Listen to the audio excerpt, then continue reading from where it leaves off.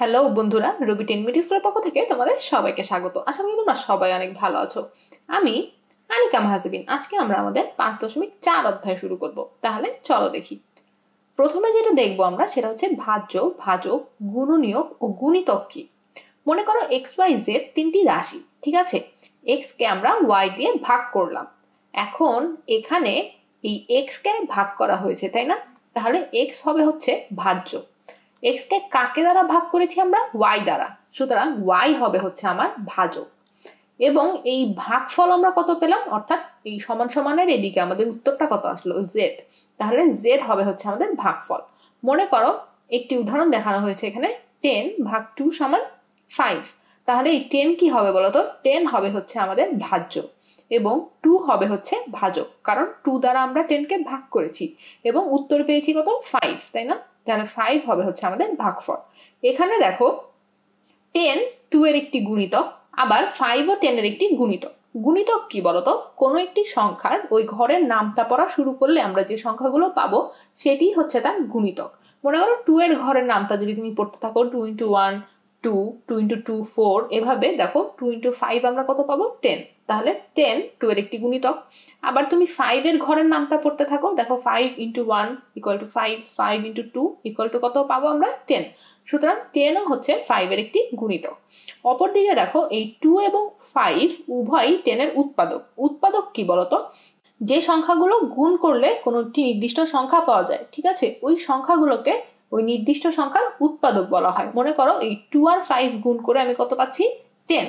সুতরাং 2 আর 5 হবে 10 এর উৎপাদক। তো আশা করি এই গুণিতক, গুণনীয়ক, উৎপাদক, তারপরে ভাজ্য, ভাজক এই জিনিসগুলো তোমরা বুঝতে পারলে।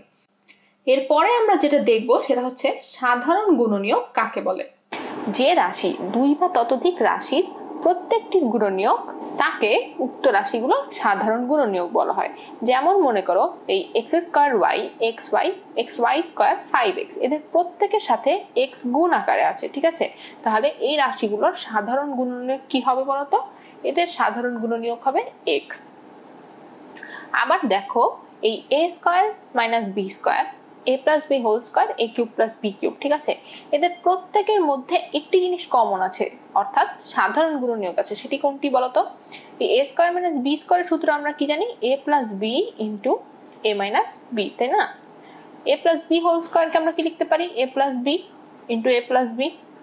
আবার a³ + b³ কে লেখা যায় a + b × a² - ab + b², ঠিক আছে। একটা অনুসিদ্ধান্ত আমরা এরকম পড়েছি। এখন দেখো প্রত্যেকটাতে আমাদের কি আছে? a + b। তাহলে এদের সাধারণ গুণনীয়ক কি হবে? এদের সাধারণ গুণনীয়ক হবে a + b। এখন চলো দেখি গরিষ্ঠ সাধারণ গুণনীয়ক বা গসাগু কি জিনিস, ঠিক আছে। গসাগু হচ্ছে 2 বা ততোধিক রাশির ভিতর যতগুলো মৌলিক সাধারণ গুণনীয়ক আছে, এদেরকে সকলের গুণফলকে ওই রাশিদ্বয় বা রাশিগুলোর গরিষ্ঠ সাধারণ গুণনীয়ক বলা হয়, বা সংক্ষেপে গসাগু।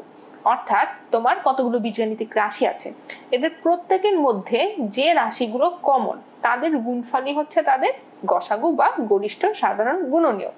ইংলিশে বলা হয় হাইয়েস্ট কমন ফ্যাক্টর।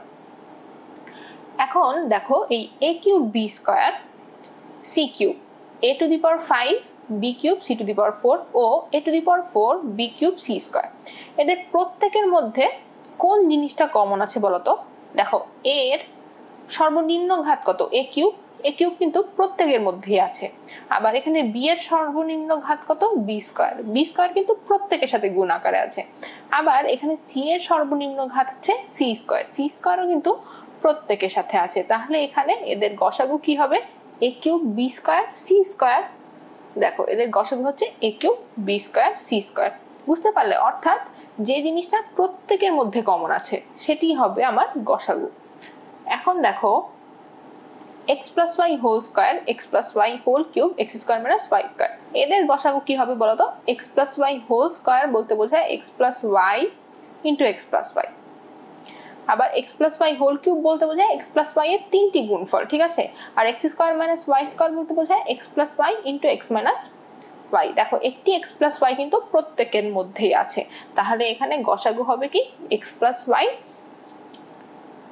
এখন আসো আমরা গসাগু নির্ণয়ের নিয়ম সম্পর্কে দেখি। গসাগু নির্ণয়ের নিয়ম হচ্ছে, প্রথমে পাটিগণিতের নিয়মে প্রদত্ত রাশিগুলো সাংখ্যিক সহগের গসাগু আমরা নির্ণয় করব।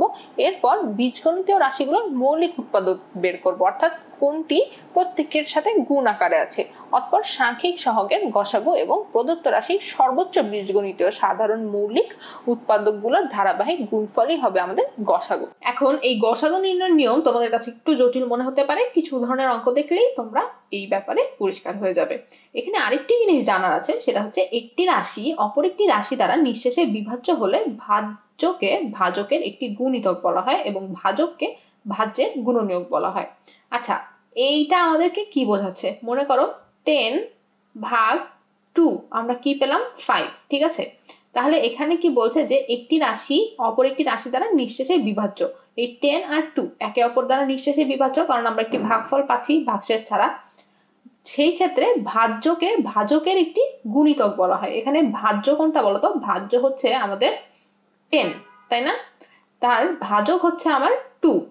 ভাজ্যকে ভাজকের একটি গুণিতক বলা হয়। তাহলে দেখো এই 10 2 এর একটি গুণিতক হবে এবং ভাজককে ভাজ্যের গুণনীয়ক বলা হয়। আর এই 2 দেখো, 2 কিন্তু আমাদের এই 10 এর উৎপাদক, তাই না? আবার ভাজককে ভাজ্যের গুণনীয়ক বা উৎপাদক বলা হয়। দেখো 2 এবং 5 কিন্তু আমাদের 10 এর দুটি উৎপাদক, তাই না? কারণ 2 আর 5 গুণ করলে আমরা 10 পাচ্ছি। এই 2 আবার হচ্ছে 10 এর ভাজক। এখানে কি বলছে দেখো, ভাজককে ভাজ্যের গুণনীয়ক বা উৎপাদক বলে। সুতরাং এইখানে এই কথাটা কিন্তু মিলে যাচ্ছে উদাহরণের সাথে। তো এই জিনিসটা তোমরা একটু মনে রাখবে। এরপরে আসো আমরা সংখ্যার গসাগু নির্ণয় সম্পর্কে একটু দেখি। পাটিগণিত থেকে আমরা কি জেনেছি বলতো? 12 এর গুণনীয়কগুলো কি কি? 12 এর গুণনীয়কগুলো হচ্ছে 1 2 3 4 6 12। তো এটা আমরা কিভাবে বের করলাম? দেখো 12 কে যদি আমি 2 দিয়ে ভাগ করি তাহলে কি পাই? 6। 6 কে আবার যদি আমি 2 দিয়ে ভাগ করি তাহলে কি পাই? 3। 3 কে আমরা কি লিখতে পারি? 3 × 1। এখন দেখো এখানে 12 এর গুণনীয়কগুলো কিন্তু আমরা পেয়ে গেলাম।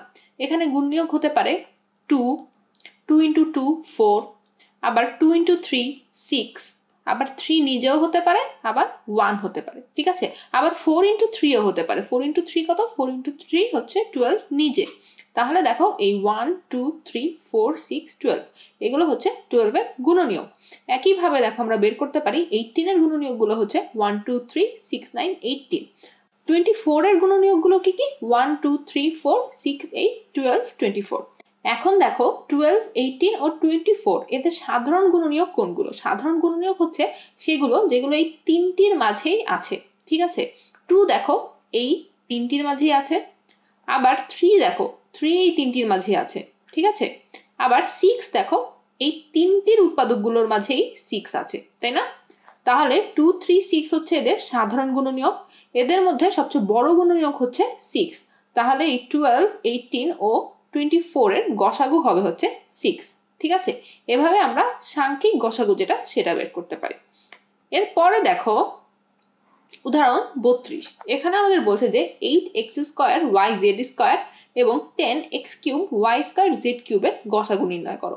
প্রথমে আমরা যেটা করব, এই 8x² yz², এখানে দেখো 8 সংখ্যা, তাই না? তো এই 8 সংখ্যাকে এর গুণনীয়ক আকারে লিখব। তাহলে দেখো 8 কে যদি আমরা প্রথমে 2 দিয়ে ভাগ করি তাহলে পাই 4। 4 কে আবার 2 দিয়ে ভাগ করলে পাই 2 × 2, তাহলে 3টা 2 আকারে আমরা 8 কে ভেঙে লিখলাম। x² কে আমরা লিখতে পারি 2টা x এর গুণফল, y তারপর z কে আমরা লিখতে পারি 2টা z এর গুণফল। আবার দেখো আছে কি 10x³ y² z³ 10 কে আমরা লিখতে পারি 2 × 5, x³ কে লিখতে পারি x এর 3টা গুণফল, y² কে লিখতে পারি y × y, z³ কে লিখতে পারি z × z × z। এখন আমরা সাধারণ কোন উৎপাদকগুলো সেগুলো বের করব। 2 দেখো দুটিতেই আছে, তাহলে আমরা একটি 2 নিতে পারি। তাহলে এই একটি 2, তারপর দুইটি x, দেখো দুইটি x দুটির উৎপাদকগুলোর মধ্যেই আছে, একটি y দুটির উৎপাদকেই আছে, এবং দুইটি z এই দুটির উৎপাদকেই আছে। তাহলে 2x y z z এগুলো হচ্ছে সাধারণ গুণনীয়ক। এখন আমরা নির্ণয় গসাগু তাহলে কি পাই? 2 × x × x × y × z × z, অর্থাৎ 2x² y z²। এটি হচ্ছে নির্ণয় গসাগু। এখন আসো আমরা উদাহরণ 33 দেখি। এখানে আছে হচ্ছে 2 × a² - b² এবং a² - 2ab + b² এর গসাগু নির্ণয় করো। তো প্রথমে আমরা এই 2 × a² - b² এটাকে উৎপাদকে নিব। আমরা এই a স্কয়ার মাইনাস b স্কয়ারকে উৎপাদককে কি লিখতে পারি a plus b into a minus b। আবার কি আছে a square minus 2ab plus b square, এটাকে আমরা লিখতে পারি a minus b whole square, অর্থাৎ a minus b into a minus b। এখন আমাদের সাধারণ উৎপাদক কোনটা বলো তো? সাধারণ হচ্ছে তোমার a minus b into a minus b, সাধারণ গুণনীয়ক আর কি। তাহলে আবার দেখো এই সাংখ্যিক যে সহগগুলো 2 আর 1 এদের গসাগু হয় হচ্ছে 1, সুতরাং আমাদের গসাগু কি হবে বলো তো? গসাগু হবে হচ্ছে এই 1 ইন্টু a মাইনাস b, ঠিক আছে? a মাইনাস b হবে হচ্ছে আমাদের উত্তর। এরপরে আসো আমরা উদাহরণ 34 দেখি। এখানে যেটা করতে হবে, এখানে প্রথমে আমার কি আছে x স্কয়ার মাইনাস 4, তো এটাকে আমরা উৎপাদকে নিব, এটাকে আমরা x স্কয়ার মাইনাস 4 কে লিখতে পারি 2 হোল স্কয়ার। তাহলে সেই হিসাবে a স্কয়ার মাইনাস b স্কয়ারের যে সূত্র ছিল সেখানে আমাদের এর পরিবর্তে x এবং b এর পরিবর্তে 2 পাচ্ছি, তাহলে আমরা লিখতে পারি x plus 2 into x minus 2। আবার আরেকটি কি আছে আমার 2x প্লাস 4, এখান থেকে 2 কমন নিলে লিখতে পারি আমরা x প্লাস 2। আরেকটি রাশি হচ্ছে x square plus 5x plus 6, এখানে 5x কে আমরা লিখতে পারি 2x প্লাস 3x, ঠিক আছে? 2 ইন্টু 3 হচ্ছে 6। এখন দেখো এখানে আমরা প্রথম দুটি রাশি থেকে যদি x কমন নিই তাহলে লিখতে পারি x ইন্টু x প্লাস 2, এই দুটি থেকে যদি আমরা 3 কমন নিই তাহলে লিখতে পারি x প্লাস 2, তাহলে আসলো x plus 2 into x plus 3। এখন দেখো এই তিনটি রাশির উৎপাদকগুলো থেকে আমরা কমন উৎপাদকগুলো নিব, ঠিক আছে? আর এই সাংখ্যিক যে সহগগুলো এখানে কি কি আছে 1 2 1, এদের গসাগু তো 1ই হবে। এখন এই যে আমাদের উৎপাদকগুলো সেখানে কমন কি আছে দেখো তো, x প্লাস 2 তিনটিতেই কমন আছে, তাই না?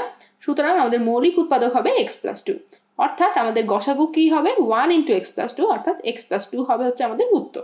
তো আশা করি অঙ্কটি তোমরা বুঝতে পারলে। এখন আমরা দেখব সাধারণ গুণিতক কাকে বলে। সাধারণ গুণিতক বলতে বোঝায় কোনো একটি রাশি অপর দুই বা ততোধিক রাশি দ্বারা নিঃশেষে বিভাজ্য হলে ভাজ্যকে ভাজকদ্বয় বা ভাজকগুলোর সাধারণ গুণিতক বলে, ঠিক আছে? একটা উদাহরণ দিই, দেখো মনে করো a square b square c এই রাশিটি a b c, অথবা মনে করো a b b c c a square b a b square a square c b square c, প্রত্যেকটি রাশি দ্বারাই কিন্তু বিভাজ্য। সুতরাং এই a square b square c রাশিটি এই a b c বা যতগুলো রাশির কথা বললাম এগুলোর সাধারণ গুণিতক, ঠিক আছে? কারণ দেখো তুমি a square b square c K a দিয়ে ভাগ দিতে পারো, এটা একটা নিঃশেষে বিভাজ্য হবে, এখানে কোনো ভাগশেষ থাকবে না। আবার দেখো a square b square c, এই a square b a b square a c square b square c প্রত্যেকটি দ্বারাই কিন্তু নিঃশেষে বিভাজ্য, এখানে কোনো ভাগশেষ থাকার প্রশ্নই আসে না। যেমন মনে করো 49 কে যদি তুমি 7 দিয়ে ভাগ করো সেক্ষেত্রে আমরা কিন্তু কোনো ভাগশেষ পাই না, ভাগশেষ থাকে 0, কারণ 7 ইন্টু 7 হচ্ছে তোমার 49, ঠিক আছে?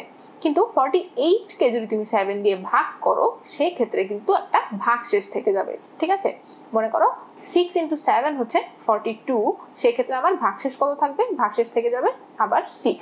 কিন্তু এই মনে করো 7 ইন্টু 7 49, এক্ষেত্রে 49 কে যদি 7 দিয়ে ভাগ করি কোনো ভাগশেষ থাকবে না। ঠিক তেমনি ভাবে a square b square c কে এই রাশিগুলো দ্বারা, অর্থাৎ এই প্রত্যেকটি রাশি দ্বারা যদি ভাগ করা হয় তাহলে আমরা কোনো ভাগশেষ পাবো না, নিঃশেষে বিভাজ্য হবে। সুতরাং এই a square b square c রাশিটি এই রাশিগুলোর সাধারণ গুণিতক।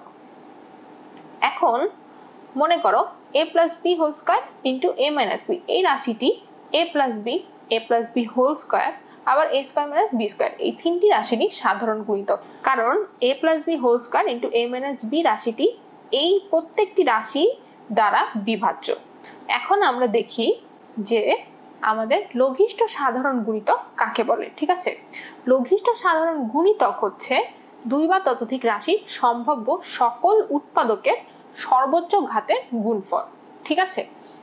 এখন দেখো গসাগুর ক্ষেত্রে আমরা যে জিনিসটা দেখেছিলাম যে আমাদের যতগুলো উৎপাদক আমরা পেতাম, যে রাশিগুলো আমাদেরকে দিত সেগুলোর যে উৎপাদকগুলো আমরা পেতাম সেখানে যেটা কমন সেটা আমরা শুধু নিচ্ছি।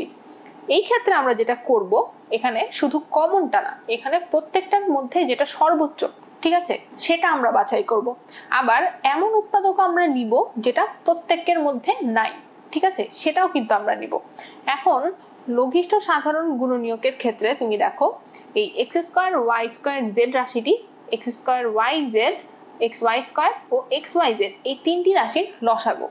এখন দেখো এখানে এই তিনটি রাশি xyz এই তিনটি রাশির মধ্যে x এর সর্বোচ্চ ঘাত আছে কত? x স্কয়ার, এজন্য আমরা নিয়েছি x স্কয়ার। y এর সর্বোচ্চ ঘাত আছে হচ্ছে y স্কয়ার, এজন্য আমরা নিয়েছি y স্কয়ার। z এর সর্বোচ্চ ঘাত z, এজন্য আমরা নিয়েছি z।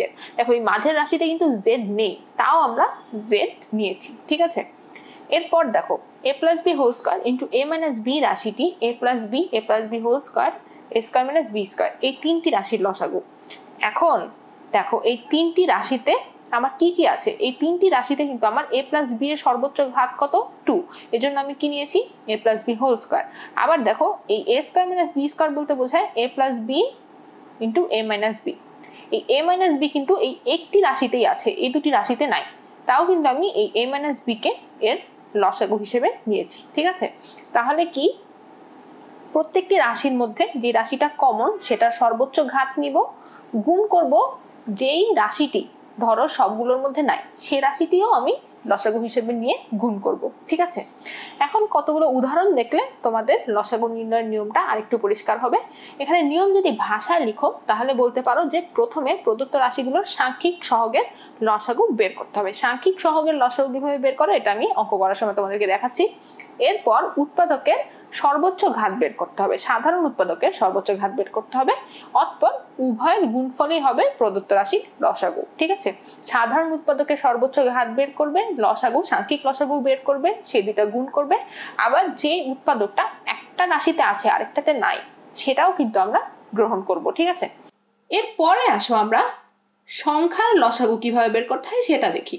পাটিগণিত থেকে আমরা কি জেনেছি বলতো, এই 4, 6 এই সংখ্যাগুলোর গুণিতক আমরা কিভাবে বের করতে পারি। ঠিক আছে, গুণিতক বের করার নিয়ম কি বলতো, ওই সংখ্যার ঘরের নামটা যদি তুমি পড়তে থাকো তাহলে যেই সংখ্যাগুলো পাবে সেগুলোই হচ্ছে ওই সংখ্যার গুণিতক। ঠিক আছে, তাহলে দেখো 4 এর ঘরের নামটা যদি পড়তে থাকো 4 × 1 4, 4 × 2 8, 4 × 3 12, 4 × 4 16, 4 × 5 20, 4 × 6 24, এভাবে তুমি সংখ্যাগুলো পাবে। এখন এই গুণিতকগুলোর মধ্যে তুমি সাধারণ গুণিতকগুলো চিন্তা করো। সাধারণ গুণিতকগুলো হচ্ছে এখানে 12, 24, 36 এগুলো, তাই না? তাহলে এই যে সাধারণ গুণিতক সেগুলোর মধ্যে সবচেয়ে ছোট কোনটা বলতো, 12। এই 12 হবে হচ্ছে আমাদের লঘিষ্ঠ সাধারণ গুণিতক। ঠিক আছে, অর্থাৎ এই 4 এবং 6 এর লসাগু। তো আশা করি লসাগু নির্ণয় করা সংখ্যার ক্ষেত্রে তোমরা বুঝতে পারলে। এই 12 হচ্ছে 4 এবং 6 এর লঘিষ্ঠ সাধারণ গুণিতক। এখন আসো আমরা লসাগু নির্ণয়ের কিছু অঙ্ক দেখি। প্রথমে দেখো 35 নম্বর অঙ্ক। এখানে আমাদেরকে যেটা করতে হবে, এই সহগগুলোর লসাগু প্রথমে বের করে নিতে হবে। 4, 6 ও 8 এর তুমি গুণিতকগুলো বের করে এই লঘিষ্ঠ গুণিতক 24 পেলে। এখন এই যে তোমার রাশিগুলো, ঠিক আছে, বীজগাণিতিক রাশিগুলো, এখানে প্রত্যেকটির সর্বোচ্চ ঘাত সহ উৎপাদকগুলো নিবে। ঠিক আছে, এই যে মনে করো x আছে, x এর সর্বোচ্চ ঘাত কত আছে, x3, y এর ক্ষেত্রে আছে y3, z এর ক্ষেত্রে z3। তাহলে আমাদের নির্ণয় লসাগু হবে 24 x3 y3 z3। এখন উদাহরণ 36-এ দেখো, এখানে আছে a square minus b square ও a square plus 2ab plus b স্কয়ারের লসাগু নির্ণয় করতে হবে। প্রথমে আমরা এই a স্কয়ার মাইনাস b স্কয়ারকে উৎপাদকে নিব a plus b into a minus b। এরপর দেখো এই a square plus 2ab plus b square, এটাকে আমরা লিখতে পারি a plus b whole square. এখন আমাদের এই প্রদত্ত রাশিগুলোর সর্বোচ্চ ঘাত বিশিষ্ট উৎপাদক কি আছে বলতো, এই a প্লাস b এর ক্ষেত্রে a plus b whole square, a minus b এর এই এক ঘাতই হচ্ছে আছে, তাহলে a মাইনাস b ও a plus b whole square. সুতরাং আমাদের লসাগু হবে হচ্ছে a minus b into a plus b whole square. ঠিক আছে, আমরা লসাগুর ক্ষেত্রে যেটা করি, এই উৎপাদকগুলো প্রত্যেকটি উৎপাদকই নেই এবং তাদের সর্বোচ্চ ঘাত নেই। ঠিক আছে, আর গসাগুর ক্ষেত্রে যেটা করতাম, শুধু কমন উৎপাদকগুলো নিতাম এবং সবচেয়ে কম ঘাত যেটা সেটা নিতাম। ঠিক আছে, মানে সবচেয়ে কমন যেটা আছে তিনটার মধ্যে সেটা হচ্ছে আমরা গসাগুর ক্ষেত্রে নিতাম শুধু কমন উৎপাদকগুলো। আর লসাগুর ক্ষেত্রে আমরা কমন থাকলেও নিচ্ছি, কমন না থাকলেও নিচ্ছি এবং সর্বোচ্চ ঘাত যেটা সেটা নিচ্ছি। ঠিক আছে, এটাই হচ্ছে আমাদের লসাগু গসাগু নির্ণয়ের ক্ষেত্রে পার্থক্য। এরপরে আসো আমরা উদাহরণ 38 নিয়ে শুধু একটু আলোচনা করে দিব। এখানে তোমার 3টি বীজগাণিতিক রাশি আছে, তোমরা এই 3টি বীজগাণিতিক রাশিকে উৎপাদকে বিশ্লেষণ করবে। উৎপাদকে বিশ্লেষণ করলে তোমরা সেটা লসাগু এবং গসাগু যেভাবে আমরা এতক্ষণ দেখালাম সেভাবে নির্ণয় করতে পারবে। এবং এই কয় যেটা বলছে 3a + 2b - c এর বর্গ নির্ণয় করো। এখানে তুমি 3a + 2b কে একটি রাশি এবং c কে আরেকটি রাশি ধরে a - b হোল স্কয়ারের সূত্রে করে ফেলতে পারো। তো আশা করি অঙ্কটি তোমরা নিজেরা একটু চেষ্টা করবে। এর পরের দিন আমরা অনুশীলনী কিছু অঙ্ক দেখব। তাহলে ভালো থাকো, ধন্যবাদ।